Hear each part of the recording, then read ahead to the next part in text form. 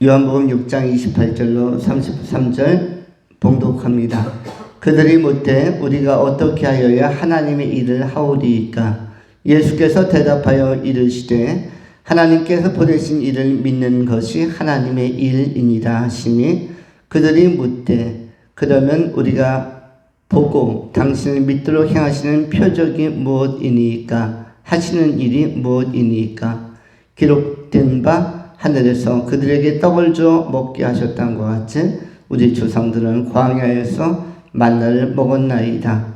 예수께서 이르시되 내가 진실로 진실로 너희에게 이르노니 모세가 너희에게 하늘로부터 떡을 준 것이 아니라 내 아버지께서 너희에게 하늘로부터 참떡을 주시나니 하나님의 떡은 하늘에서 내려 세상에 생명을 주는 것이니라. 아멘. 오늘은 하늘에서 내려 세상에 생명을 주는 것이라는 제목으로 하나님의 말씀을 전하겠습니다.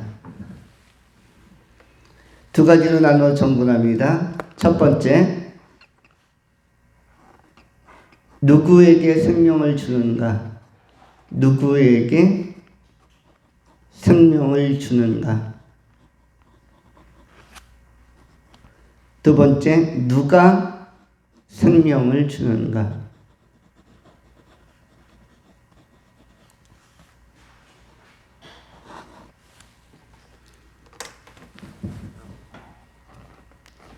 먼저 생각하는 것은 누구에게 생명을 주는가에 관한 말씀입니다. 하나님의 관심은 누구에게 있는가? 하나님이 살아계시고 지금도 천하 만유를 주재하시며 천상에서는 천군 천사들과 함께 또한 이 땅에서 믿음 생활하다가 구원받은 사람들과 함께 또한 이 지상에서는 예배하는 자들과 함께 우리 하나님은 역사 만유 또 역사를 넘어선 그 범주를 넘어선 초역사까지 주관하시면서 하나님의 나라 초월적인 그 나라까지 또 내재적이고 현세적인 이 지상에 임한 하나님의 통치 영역으로서의 나라까지 천상에 있는 나라와 지상에 있는 나라를 총괄하시고 주관하시고 통치하시고 이끌어 가고 계십니다. 오늘도 우리 하나님은 천상과 지상에서 동시에 영광 받으셨고 천상에도 예배하는 자들이 있었으며 또 지상에서도 예배하는 수억의 사람들이 허다한 민족과 역사와 열방 속에서 하나님을 경배하는 동시적인 그러한 주님에 대한 높임이 있었습니다. 우리 하나님께서 천상에 있는 사람들에게도 생명을 주신 것이며 또 이 지상에서 예배하는 자들에게도 생명을 주시는 것입니다. 그런데 오늘 본문에는 그 대상이 명료하게 나와 있습니다.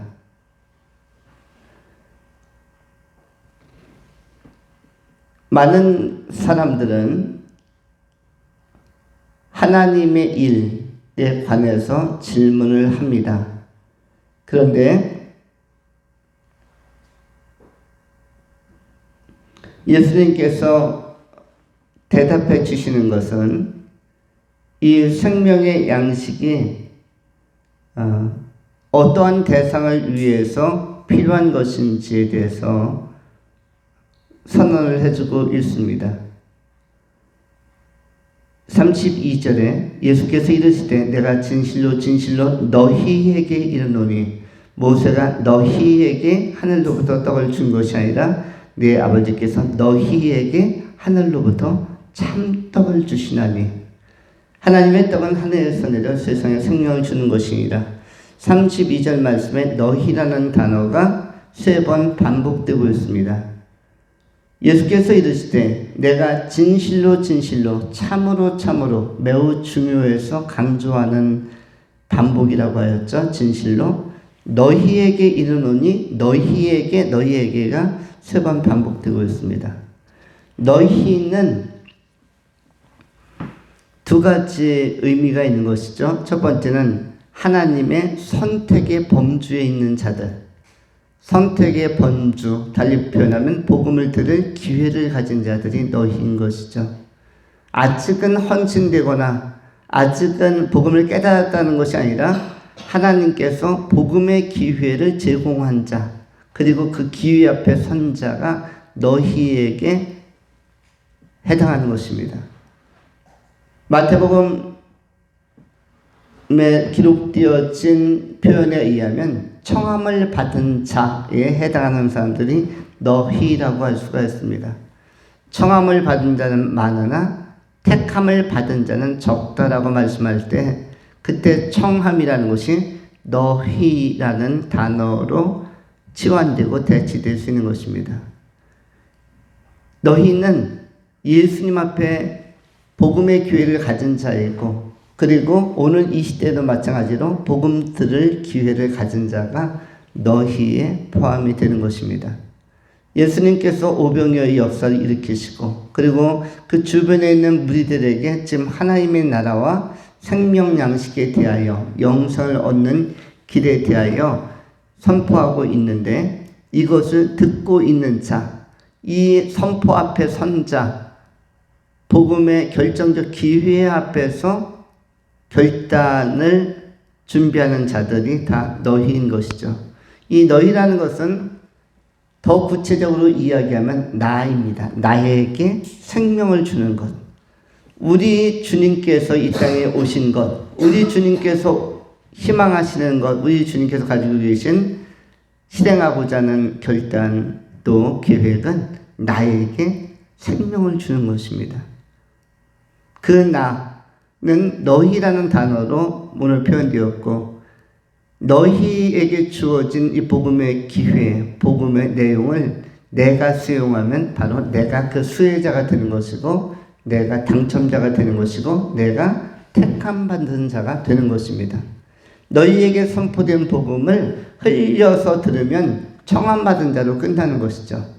그래서 우리는 실존적으로 항상 어떠한 긴장 속에 있냐면, 너희 안에 들어와 있지만 청함을 받을 것인가 택함을 받을 것인가, 청함을 받은 자의 부류 그 명단 안에 내가 포함될 것인가, 아니면 청함 받은 수준이 아니라 택함 받은 자의 수준에서 나는 분류되고 구별될 것인가, 이것이 굉장히 우리에게 실존적으로 임하는 긴장의 문제라고 할 수가 있습니다. 우리 인간의 측면에서는 선택의 영역이지만 하나님의 입장에서는 택함의 영역이고, 그리고 우리 하나님께서 예정하신 예비하신 그 구원의 대상이 되는 것인데, 이것은 하나님에게도 중요하고 우리들에게도 여전히 중요합니다. 왜냐하면 영원한 생명을 결정하는 것이기 때문에 이 결정과 결단에 따라서 우리 하나님과 영원히 함께 살 것인가, 그렇지 아니할 것인가.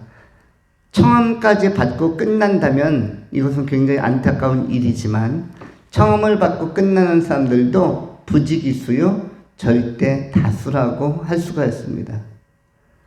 어떻게 보면 100에 90이 청함받은 부류일 수도 있기 때문에, 100에 99가 청함받은 사람에 속할 수도 있기 때문에, 다수는 복음을 들은 사람들 가운데 그 가운데 반응하는 자의 다수는 청함받는 수준에서 끝날 수도 있기 때문에, 그래서 너희는 그 복음을 듣고 청함받는 데서 끝났다는 것은 동시에 복음 들은 자의 책임이 부과되는 것이라서 이것은 심판의 칼날이 또한 동시에 작동되는 것입니다. 그래서 복음을 안 듣는 것도 문제지만, 복음을 듣고 화답하지 않거나 또는 복음을 듣고 소홀히 여기는 것조차, 이것도 굉장히 하나님 앞에서는 위험한 모습이라고 할 수가 있습니다. 복음을 들은 자는 반드시 하나님 앞에 응답하고 결단하고, 베드로처럼 또 믿음의 선배들처럼 주는 그리스도시요 살아계신 하나님의 아들이십니다 라고 선명한 고백을 하면서 주님을 영접하고 동시에 하나님 입장에서는 우리를 선택하는 택정하시는 그 은혜 안에 들어가야 하는 것입니다. 우리 주님께서 이 땅에 오시고 또 생명의 양식을 주시고 살과 피를 다 찢기시면서 십자가에서 우리에게 놀라운 사랑을 보여주시고 대속의 사역을 이루신 것은 생명을 주는 것이 핵심이라고 그렇게 선언하고 있는 것입니다. 그 생명을 누구에게 줄 것인가?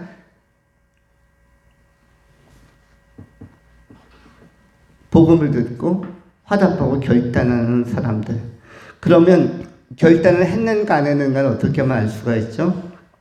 택함을 받았는가 받지 않았는가는 어떻게 하면 알 수가 있습니까? 이것은 지속적이고 항상적으로 하나님 앞에 나아갈 수 있는 관계가 형성된 자는 택함 받은 자입니다. 하나님이 부르시면 언제나 대답할 수 있는 자. 여러분 가족관계도 마찬가지입니다. 언제나 부르면 대답할 수 있는 자가 가족입니다. 가족이 아니면은 어떤 특별한 일이 있거나 아니면 특별한 이익이 있을 때만 반응을 보이고 이익이 없거나 해가 되거나 또는 특별하지 않고 나에게 무관하다라고 생각이 되어지는 그 상황 속에서는 반응을 하지 않습니다. 이런 것은 청함받은 수준에 불과한 것이고 언제나 항상 주님께서 우리를 부르신 그 순간 이후로 계속적으로 화답하고 응답하고 정기적으로 주님 앞에 나가는 것. 이것은 우리에게 가까이서 적용한다면, 적용의 사례를 든다면 그것은 예배자로 계속 살고 있는 것입니다. 그리고 틈틈이 주님과 기도하면서 영적인 호흡을 멈추지 아니하고 기도한다는 것은 내가 아직 살아서 숨쉰다는 것이고 하나님을 의식하고 있다는 것은 하나님의 은혜 안에 거하고 있다는 것입니다.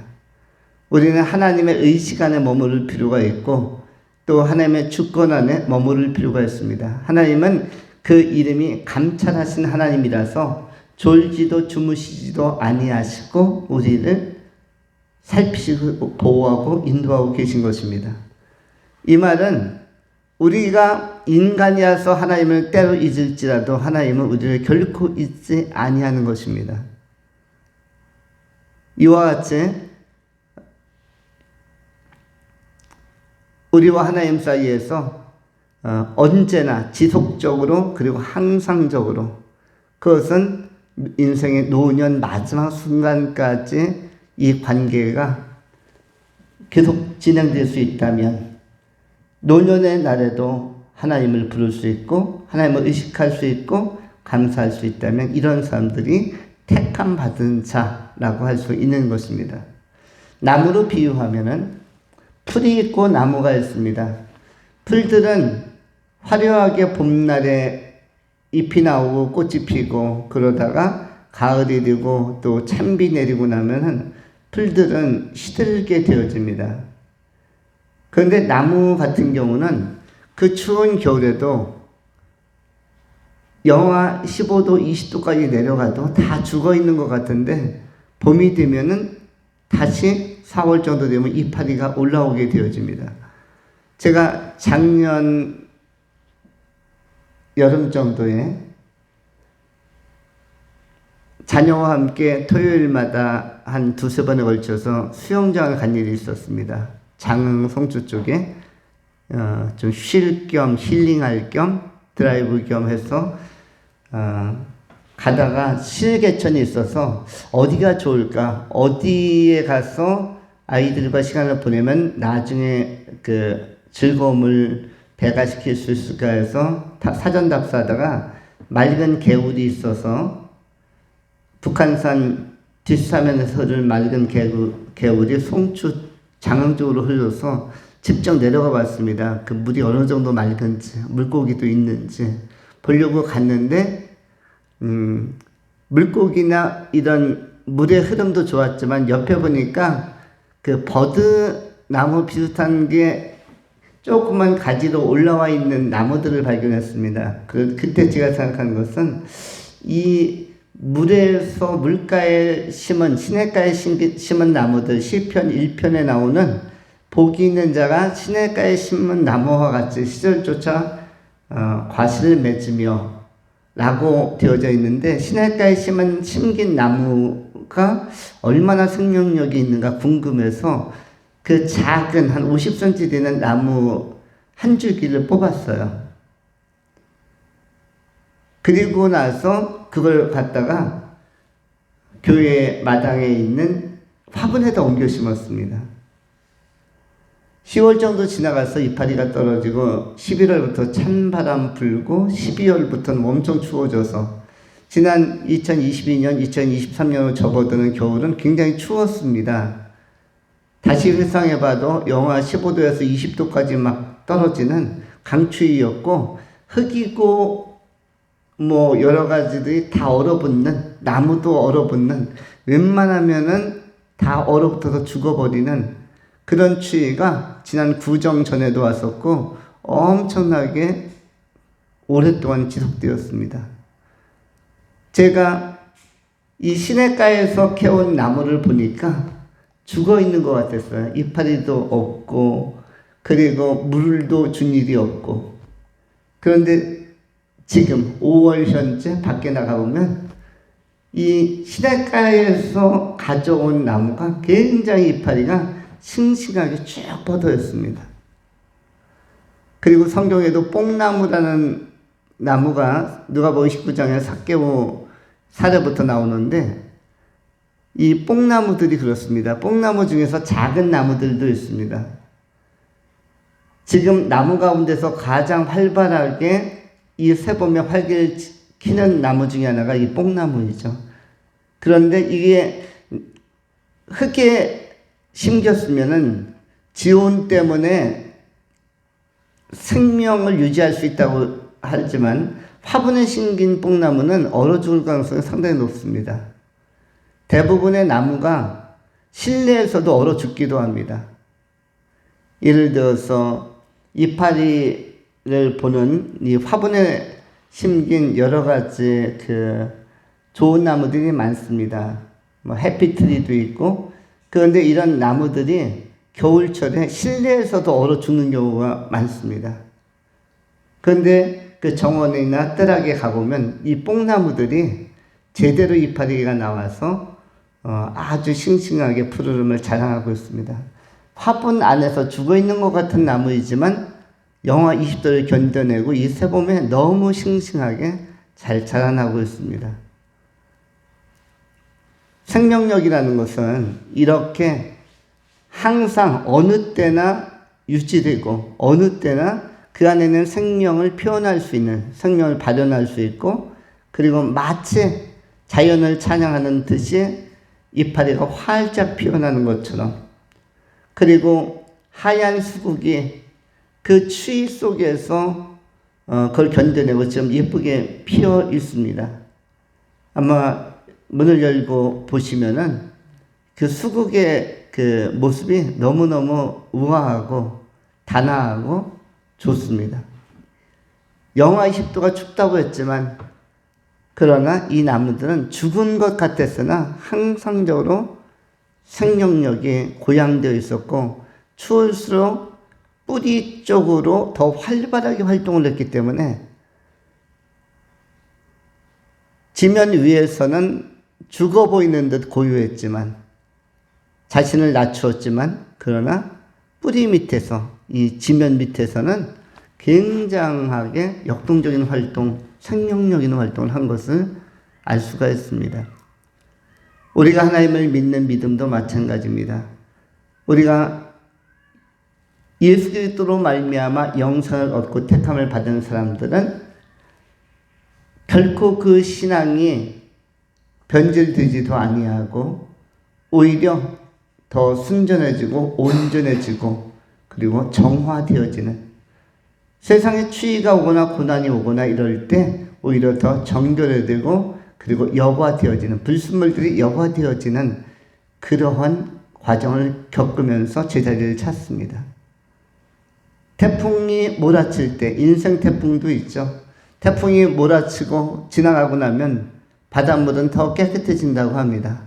오염물질, 그 부유물질이 다 날아가고 물이 맑아지는 것처럼, 비가 엄청 오고 나면 하늘이 개이고 황사나 미세먼지가 전부 땅에 떨어져서 하늘이 맑아지는 것처럼, 오히려 신앙이 있는 사람, 그리스도 예수 안에서 예수 생명이 있고 영생을 얻은 사람들은 바로 이렇게 인생에서의 잔잔한 고난이 그 사람을 다듬어내고 더 품격 있고 품이 있는 사람으로 이른바 성화를 온전히 이루어가는 역할을 하는 것을 확인할 수가 있는 것입니다. 예수 그리스도 안에서 바로 택함받은 백성들은 이렇게 생명력을 가지고 끝까지, 인생 끝까지 힘있게 달려가는 것이며, 인생 끝으로 향하는 영적인 에너지, 신앙적 에너지와 집중력은 더 좋은 것입니다. 하나님의 나라 천국을 향한 영적인 집중력, 영적 에너지는 결코 약화되지 않습니다. 우리가 육체적으로 연약해진다고 해서 영적 생명력까지 약해지는 것은 아닙니다. 오히려 영적 생명력은 더 고양되고, 지상에 있으나 이미 천상을 왔다 갔다 하는 것처럼, 천상이 한눈에 들어오는 것처럼 오히려 영적으로 그 안목은 더 밝아질 수가 있는 것입니다. 그래서 우리가 육체적인 시각을 가지고, 시야를 가지고 볼 수 있는 것을 우리가 육안이라고 하고, 또 마음으로 정서적으로 상상력으로 볼 수 있는 것은 시만이라고 한다면, 영적으로 이 세상을 떠나 하나님의 나라와 그 영광을 실상으로, 실제로 그 미래적 현재를 실제화할 수 있는, 내면화할 수 있는, 그리고 지금 즐거워할 수 있는 그 하나님의 영광을 선취적으로 맛볼 수 있고, 그리고 참여할 수 있는 그러한 영성, 이것을 우리가 영안을 가진 존재의 모습이라고 우리가 분류하기도 합니다. 예수님께서는 그러한 존재로 누구를 부르시고 우리를 부르셨고, 부르심을 받은 존재 안에서 우리가 바로 택함을 받은 자로서 오늘도 예배하는 것입니다. 이 예배는 자발적이고, 그리고 결정적이고, 지속적이고, 그리고 영원적으로 지상에서도 인생의 마지막 날까지 이 땅을 떠나서 하나님 나라에 도착함과 동시에 온전한 예배자로, 천국에 들어감과 동시에 첫 행위는 예배입니다. 우리 인간은 본능적으로 영혼이 떠나면 바로 예배자로서의 그 구체적인 예배 행위 안에 참여를 합니다. 영혼이 이 땅 떠나 천국에 들어가면은, 들어가서 첫 순간부터 마지막까지, 그 마지막은 종결점은 없지만 영생토록 예배자로서의 신분을 가지고 예배하며 하나님께 찬미하며 영광을 올려드리는 존재로 사는 것입니다. 우리 주님께서 이런 거룩한 부르심 안에서 우리를 영화롭게 선택하시고 택정하시고 생명 주신 것입니다. 그 예수, 생명 주신 예수를 우리가 영접하고 그 생명 안에서 우리의 믿음이 더욱더 강화되어지고, 이 예수를 온전히 믿는 것이 오늘 본문에서도 바로 하나님의 일이다 라고 선언하고 있습니다. 요한복음 6장 29절, 예수께서 대답하여 이르시되 하나님께서 보내신 이를, 예수를 믿는 것이 하나님의 일이니라. 예수 믿는 것이 하나님의 일인 것입니다. 나는 하나님의 일을 하겠다. 하나님의 일을 하겠다. 그러면 구체적으로 그것이 무엇인가? 예수를 믿는 것입니다. 믿음의 주여 온전케 하신 예수를 끝까지 온전하게 믿고 따르는 것, 그리고 예배적으로 반응하는 것, 바로 이것이 하나님의 일이다라는 사실을 잘 정돈할 수 있기를 축원합니다. 두 번째로, 누가 생명을 주는가? 생명은 생명의 근원으로부터 흘러나오고 생명의 원천으로부터 유출되어서 우리에게 경험되어지고 우리에게 수여되는 것입니다.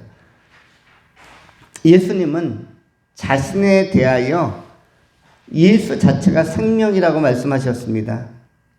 요한복음 14장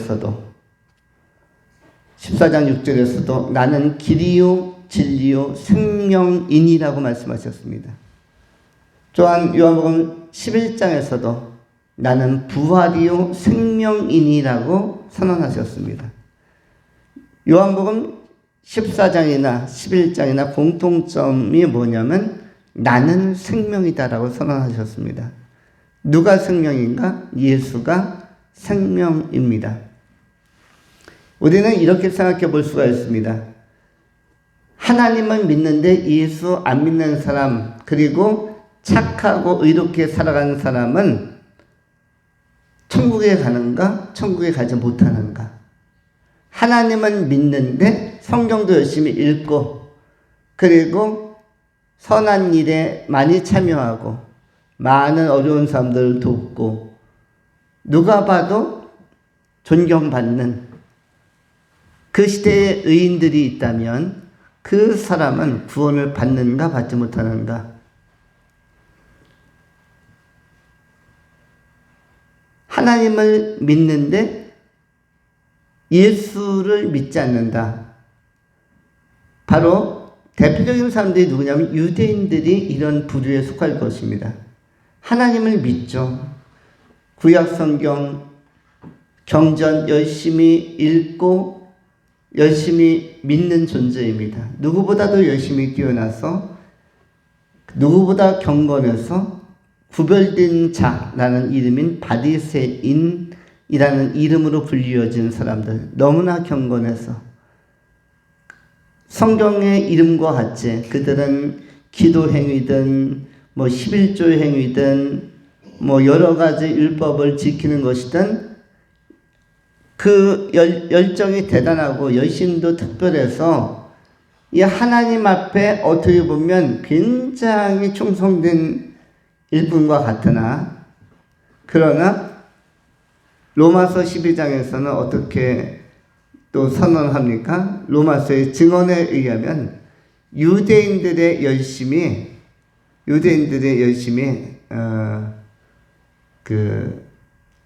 이 복음을 지워버리는, 복음을 삼키는 유대인의 열심 때문에 그리스도를 발견하지 못하는 그러한 오주로 나타났다라고 바울이 해석을 해주고 있습니다. 이와 같이 하나님 없는 열심이나 하나님 없는 신앙은 구원에는 이를 수 없다는 사실을 기억할 필요가 있습니다. 하나님을 믿으나 예수 없는 신앙, 특별히 예수를 비틀어 놓은 신앙도 마찬가지입니다. 거기에도 구원이 없습니다. 예를 들어서 이단이라고 불려지는 굉장히 많은 우리 한국 땅만 해도 200~300만이 이단에 포함되어 있는 사람들입니다. 지금 예수를 정통으로 제대로 믿는 기독교인들과 이단의 숫자가 점점 접근되고 있습니다. 어느 시점에 가면 추월을 당할 수도 있습니다. 이단의 숫자가 정상적인 교회 성도들의 숫자를 넘어서는 시점으로 갈 수도 있습니다. 오히려 정상적인 교회의 성도들의 숫자가 소수로 간주되어지고 그리고 이단들이 다수인 것처럼 그렇게 변질되는 흐름도 곧 다가올 것입니다. 왜냐하면 이단들의 증가세는 폭발적인데 이른바 기하급수적인데 정상적인 교회의 성도들의 증가폭은 산술급수적이다.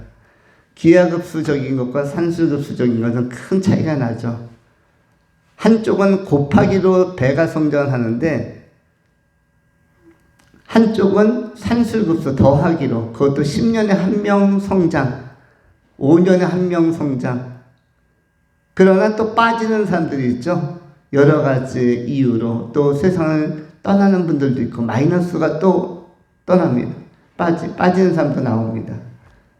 그런데 이단 쪽은 어떻게 되죠? 더하기로 몇 명씩 더해지는 게 아니라 거기는 매주, 매달, 매년 곱하기로 또 제곱으로 막 급상승을 합니다. 그래서 내용적으로 아무것도 없는 이단들이 몇십만 명씩 모입니다. 몇십만 명은 엄청나게 많은 것인데 우리 백석에 사는 총 인구가 현재 3만 5천 명이고 광적에 사는 사람들도 합치면 한 3만 명 정도 돼서 양 도시를 다 합치면 백석과 광적, 이른바 광백지구에 사는 사람들이 약 7만 명 정도 됩니다. 그런데 이단들은 그러한 도시의 5배에서 10배의 규모, 30만, 50만, 70만 이렇게 엄청난 규모로 한 시 이상의 양주시와 의정부시를 합친 것 같은 그런 규모로 이단들이 오늘날 활동을 하고 있는데 문제는 이것이 감소세로 가지 않고 증가세로 증가의 추세를 타고 있다는 것이 치명적인 문제입니다. 이것은 앞으로 2025년, 2030년, 2035년, 2040년, 2050년, 2060년 가면서 더 주님의 오심을 맞이하기까지 이런 것은 더 극단화 될 수가 있는 것이죠. 그런데 이들의 열심과 이들의 종교 행위, 이들의 성경 연구, 이들의 성경 읽기, 이들의 집회 안에는 뭐가 없는 것입니까? 통일교든 여호와의 증인이든 신천지든 JMS든 하나님의 교회든 이런 수많은 이단들의 결정적인 문제는 예수가 빠져 있다는 것인데 예수는 어떻게 빠질 수가 있는가? 예수의 이름 자체를 언급하지 않을 수도 있고 예수를 인간화시키는 것, 예수를 어떤 교주로 등치시키고 치환시키고 이렇게 이것이 바로 인간화이죠. 예수를 한 인물로 바꾸어치게 하는 것, 이것은 예수를 빼는 것과 동일한 모습이라고 할 수가 있습니다. 그들도 예수를 가리킨다가 아닙니다. 예수가 없는 신앙인 것이죠. 그 자리를 교주들이 들어가 있고 적그리스도들이 들어가 있다. 이것은 예수 없는 신앙이기 때문에 그래서 예수가 생명이기 때문에 생명에 참여할 수가 없는 것이고 그러므로 구원을 받지 못하는 것입니다. 이단, 그들이 사람이 나쁜 것은 아니죠. 똑같은 보편적인 사람입니다. 어떻게 보면 우리보다 열정이라는 측면에 있어서는 그들의 열정과 열심, 이것이 훨씬 더 뜨거울 수가 있습니다. 이단들의 그 포교 행위는 굉장히 치열합니다. 우리 그리스도인들이 한 명 전도하는데 우리는 굉장히 애를 먹고 소극적이죠. 근데 이단들은 적극적입니다. 엄청나게 적극적입니다. 인상이 좋군요. 뭐 도를 아십니까? 이렇게 하면서 굉장히 적극적으로 접근해 오고 친화적으로 접근해 옵니다. 그런데 그들 안에 뭐가 없다? 그 열정 안에는 예수가 없는 것입니다. 예수의 이름을 이야기해도 예수가 인간화되어져 있고 그리고 어떤 교주 쪽으로 그 예수 이미지가 가 있다면 거기에 오염과 변질이 생겼다면 그것은 예수 없는 신앙의 행위, 그것이 아무리 기독교 정통 교단의 그 타이틀을 가지고 있다 할지라도 여기에는 생명이 없는 것입니다. 그러므로 중요한 것은 뭐죠? 예수가 길이요 진리요 생명이시기 때문에 예수를 성경에 나타난 그대로 온전히 믿고 영접해야만 택함 받은 백성들, 영원한 생명에 참여하는 존재가 되는 것입니다. 누가 생명을 줍니까? 바로 생명 그 자체이신 예수가 생명을 주는 것이고 예수를 영접할 때 우리는 하나님의 자녀가 될 수 있고 바로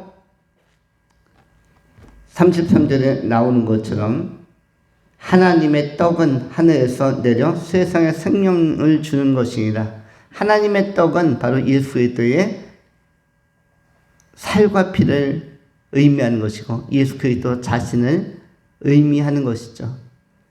요한복음 6장 이제 35절 넘어가면은 이 살과 피의 의미, 생명의 떡의 의미들이 소상하게 해석이 되어집니다. 해석되어져서 알려집니다. 이 떡은 그냥 우리가 먹는 쌀과 이런 보리로 만든 밀로 만든 그 떡을 의미하는 것이 아니라 그리스도의 몸을 의미하고 그리고 그리스도의 피를 의미하는 것입니다. 요한복음 6장 53절에 구체적으로 이렇게 말씀합니다. 예수께서 이르시되 내가 진실로 진실로 너희에게 이르노니 인자의 살을 먹지 아니하고 인자의 피를 마시지 아니하면 너희 속에 생명이 없느니라. 내 살을 먹고 내 피를 마시는 자는 영생을 가졌고 마지막 날에는 내가 그를 다시 살리리니 내 살은 참된 양식이요 내 피는 참된 음료로다. 바로 예수 안에 생명이 있기 때문에 누가 생명을 주는가? 바로 예수가 생명을 주기 때문에 그래서 반드시 예수를 믿어야만 합니다. 주 예수를 믿으라. 그리하면 너와 내 집이 구원을 얻으리라. 주 예수가 생명이기 때문에 그 생명을 받아들여야만 내가 구원 얻고 내 가정이 구원 얻을 수 있는 것입니다. 예수가 생명이라는 사실을 꼭 기억하고 그런 의미에서 하나님 이름만 거론하는 그러한 종교 안에서는 구원이 없다. 그래서 우리가 예수의 이름을 상대화시키거나 약화시키거나 피조물로 평가절하하는 그런 가르침들은 다 위험하다. 그래서 캐톨릭도 위험한 요소가 있다. 구원에 있어서는. 그리고 이단들은 물론 유대교는 물론 이슬람은 물론 구원 없다라고 우리가 규정하게 되는 것입니다. 오직 생명은 바로 예수로부터 예수가 생명이라는 사실을 꼭 기억해서 우리가 예수 믿는 신앙 예수 안에서 생명을 얻고 영생에 참여하는 참된 신앙의 사람들로 이번 인생 귀하게 바른 신앙 가지고 하나님의 선한 일에 참여하는 귀한 종들이 될 수 있기를 축원합니다. 기도하겠습니다.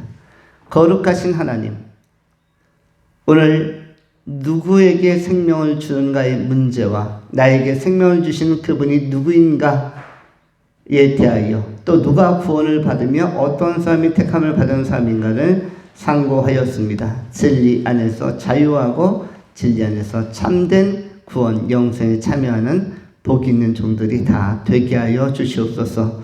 인내하신 우리 구주 예수 그리스도의 이름으로 축복하며 감사하며 기도하옵나이다. 아멘.